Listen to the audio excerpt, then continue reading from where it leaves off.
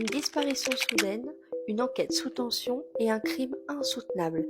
Aujourd'hui, je vous parle de l'affaire Laetitia Perret, une histoire qui a bouleversé la France. Nous sommes en janvier 2011, dans une petite commune tranquille de Loire-Atlantique. Laetitia Perret, 18 ans, qui vit avec sa sœur jumelle chez leur famille d'accueil.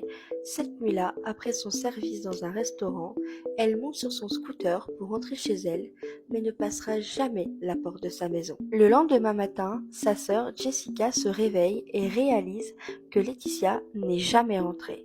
Inquiète, elle signale immédiatement sa disparition. Les enquêteurs retrouvent très vite son scooter abandonné près d'un étang. Mais aucune trace de lutte, aucune trace de Laetitia. Où est-elle passée?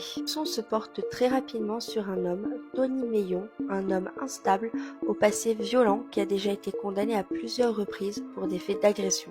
Tony Meillon est interpellé, mais face aux enquêteurs, il reste froid et arrogant, puis il finit par avouer. Il avoue avoir enlevé Laetitia, mais quand on lui demande où elle est, il ment, il esquive, il se contredit. Les jours passent et l'angoisse monte, mais le 1er février, les enquêteurs retrouvent un sac plastique dans un étang.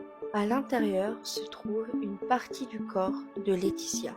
Quelques jours plus tard, d'autres restes sont retrouvés. Elle a été assassinée, puis démembrée.